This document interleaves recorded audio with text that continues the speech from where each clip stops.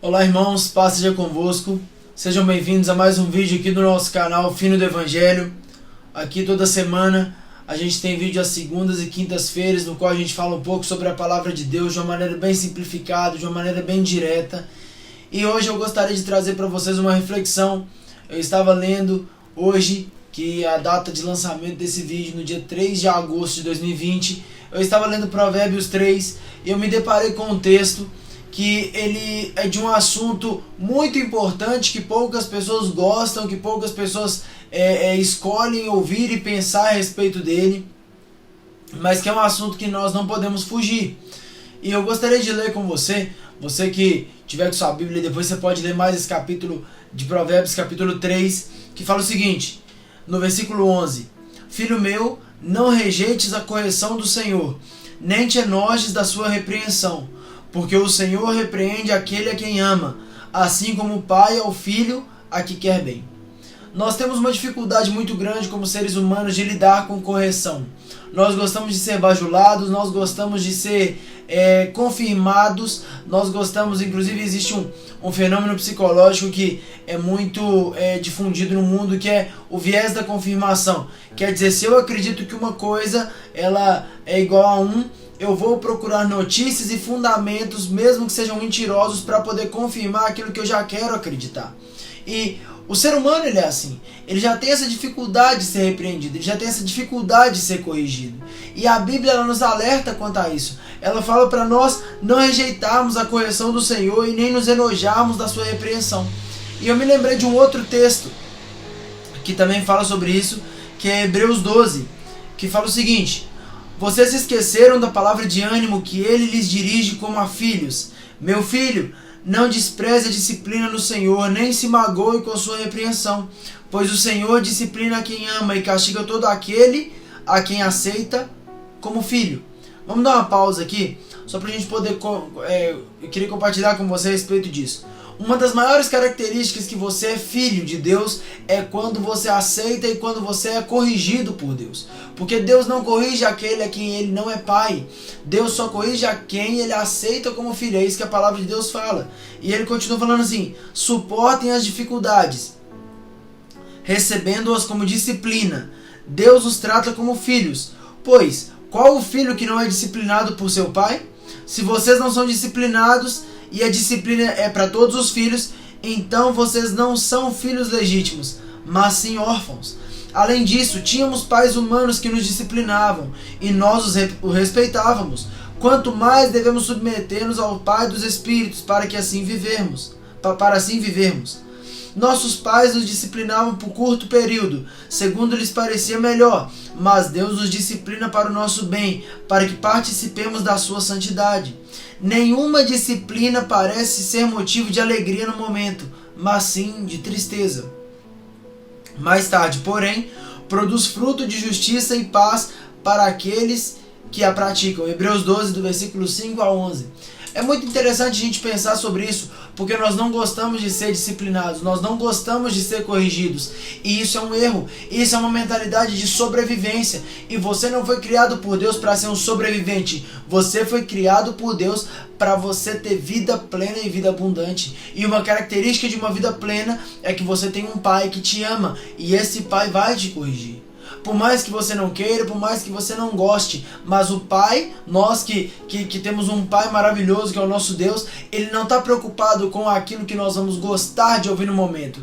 Ele está preocupado com aquilo que vai gerar em nós frutos pacíficos, frutos de arrependimento, frutos que vão nos gerar coisas boas no futuro. Então a maior prova de que você é filho de Deus não é simplesmente você, professar que você é cristão, ou que você é crente, ou qualquer tipo de religião. Isso não importa. A maior característica de que você é filho de Deus é que você aceita ser corrigido por Deus. Você não vai acertar sempre, eu não vou acertar sempre, e não tem problema. Deus não te criou para que você acertasse sempre. Deus te criou para que toda vez que você errasse, você pudesse se arrepender. Hoje eu aprendi uma frase maravilhosa, no qual um homem, ele fala que para todas as pessoas que vêm até ele confessar algum erro, ou contar, ou desabafar, ele gosta de usar a frase de Jesus, e eu nunca tinha pensado sobre isso. E ele fala que a frase que ele mais gosta de usar sobre Jesus é: vá e não peques mais. Vai e não faça isso de novo. Se você errou, não importa, você é perdoado, mas que você não repita. Se você compreender a repreensão de Deus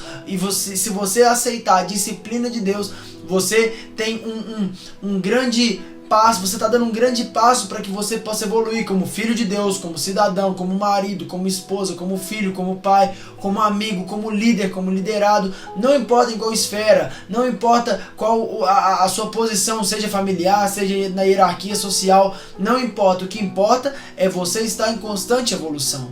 E eu separei aqui 5 características de filhos e o contraste com a característica dos órfãos nessa mesma situação. Isso eu aprendi com um pastor alguns anos atrás e eu achei maravilhoso. Primeira característica é: filho se entrega ao processo, órfão é obcecado por promoção. Você vê a maior prova de que uma pessoa é filha de Deus é ela aceitar a correção. E quando ela aceita a correção, ela entende que ela está em um processo. O órfão, a pessoa que ela tem a mentalidade de órfão, ela quer sempre ser promovida, ela quer sempre receber alguma coisa em troca, porque a identidade dela de filho não está enraizada no seu coração. A segunda característica: filho quer estar no time que vai ganhar, enquanto o órfão quer ser a estrela. Não importa o que Deus está fazendo, se Ele vai usar a pessoa A ou a pessoa B para curar, para libertar, para seu próximo Billy Graham, para seu próximo Benny Hinn, isso pouco importa. O que importa é que a vontade de Deus se cumpra nessa terra. É muito interessante a gente pensar sobre isso, porque certa vez na Bíblia estava tendo uma discussão que algumas pessoas tinham sido evangelizadas por Paulo, outras pessoas por Apolo, e Paulo fala assim: quem é Paulo? Quem é Apolo? Paulo plantou, Apolo regou, mas Deus é quem deu o crescimento. Não importa o que você faz, não importa o que eu faço, o que importa é que o reino de Deus deve ser levado até os confins da terra. O terceiro ponto: filho produz, órfão projeto. Eu não sei se você conhece o tipo de pessoa que é cheio de projeto para pregar, para evangelizar, para abençoar, para fazer boas obras na cabeça dela, mas ela nunca tira aquilo do papel. Por quê? Porque o filho, ele entende que é melhor o feito do que o perfeito, enquanto o órfão, ele está preocupado em projetar, não por uma assiduidade, não por uma vontade de fazer tudo perfeito, mas pelo medo de rejeição, porque ele não entendeu que nada vai mudar a identidade que ele carrega de filho de Deus. Se ele tivesse essa certeza, ele agiria como filho. Mais uma característica: filho vê a correção como investimento. Filho te paga para ter correção, paga no sentido figurado. Um filho de verdade, ele procura o feedback do pai, ele procura a correção do pai, porque ele entende que a correção do pai é o que vai gerar crescimento para ele. Enquanto o órfão fica ofendido quando é confrontado e pune o pai ou os líderes por ser corrigido. Pune também em sentido figurado. Pune como fazendo beicinho, se afastando, reclamando, fazendo fofoca, porque ele não está entendendo que a correção é benéfica para ele. Ele acha que a correção é um jeito da outra pessoa diminuí-lo. E esse é um erro muito grande, porque nenhum filho acha que o pai quer o diminuir. O filho sabe que o pai quer o melhor para ele. E a última característica é que o filho submete a sua personalidade ao seu propósito, enquanto o órfão submete o seu propósito à personalidade. Já viu a pessoa que fala: eu sou crente, mas não sou bobo. Eu sou crente, mas se pisar no meu calo, eu também sou gente. Esse tipo de frase não te agrega em nada. Porque quando a pessoa fala: eu sou crente, mas não sou bobo, você, na verdade, quando você fala isso, você está indo contra um dos princípios de Jesus. O que ele fala? Se alguém te bater de um lado do rosto, oferece o outro. Se alguém te pedir para caminhar uma milha, caminha duas. Melhor é dar do que receber. A Bíblia é muito clara quanto a isso. Se nós formos usar o crivo e os parâmetros mundanos para justificar as nossas atitudes, nós não vamos estar vivendo como nosso Pai. Nós vamos estar vivendo como o mundo quer que nós vivamos. Então, essa frase: eu sou crente, mas eu não sou bobo, se pisar no meu calo, quando você está falando isso, desculpa, você pode estar agindo como qualquer coisa, menos como um verdadeiro filho de Deus. Porque se você for analisar as atitudes de Jesus na cruz do Calvário e por todo o processo dele, você vai achar que Jesus agiu como bobo. Mas Jesus submeteu a ira, Jesus submeteu a personalidade dele ao seu propósito. O propósito de Jesus era mais importante do que até a própria vida dele. Enquanto muitos de nós submetemos o nosso propósito, matamos aquilo que Deus nos chamou para ser, porque nós queremos manifestar algo que não é puro, nós queremos manifestar algo que não provém de Deus. E eu queria comentar uma história verdadeira com você para finalizar, mas para eu não me esquecer, deixa o seu like nesse vídeo, se inscreve no canal, compartilha esse vídeo com seus amigos, é muito importante para que outras vidas sejam abençoadas em nome de Jesus. Eu quero pegar dois exemplos. Um é o jogador de futebol Cafu, campeão da Copa do Mundo de 2002, lateral direito.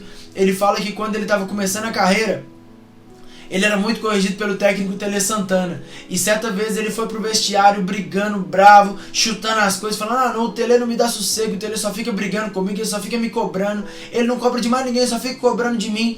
E um dos atletas que estavam na reserva falou assim: Cafu, deixa eu te ensinar uma coisa, não reclama, porque no dia que o treinador parar de te corrigir, é porque você vai ficar na reserva. Deus só corrige aquele que vai jogar. O técnico só corrige aquele que é titular. E tem um outro exemplo, que é Pedro. Pedro foi o discípulo que talvez tenha sido mais exortado por Jesus. E foi aquele homem que sobre ele Jesus instituiu a igreja. Portanto, quando Jesus vai falar para Pedro: seu nome agora não vai ser Simão, mas Pedro, e sobre você eu edificarei a minha igreja, e as portas do inferno não prevalecerão contra ela. E eu queria te fazer uma reflexão. Quando a gente pensa em evangelho, nós não estamos em uma corrida de 100 metros rasos, no qual você vai correr alguns minutos e vai acabar a corrida. Você está numa maratona.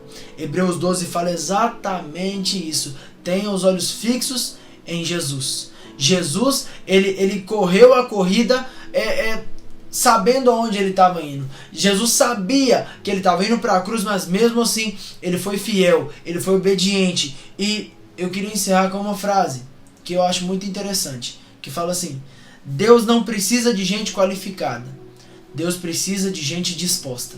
Porque se você, por mais que você não seja qualificado, se você estiver disponível para a obra de Deus, o poder de Deus vai se aperfeiçoar na sua fraqueza. Que Deus te abençoe, que você possa amadurecer, que você possa crescer. Não importa o quão usado por Deus você já seja, Deus tem mais para você. Deus sempre tem um nível a mais para nós. E eu espero que essa palavra tenha te abençoado, seja um pouquinho. E te peço mais uma vez para você compartilhar esse vídeo. E quarta-feira nós temos live aqui dos nossos cultos, e quinta-feira temos mais um vídeo às 8 horas da noite aqui no canal Fino do Evangelho. Que Deus te abençoe e até a próxima. Tchau!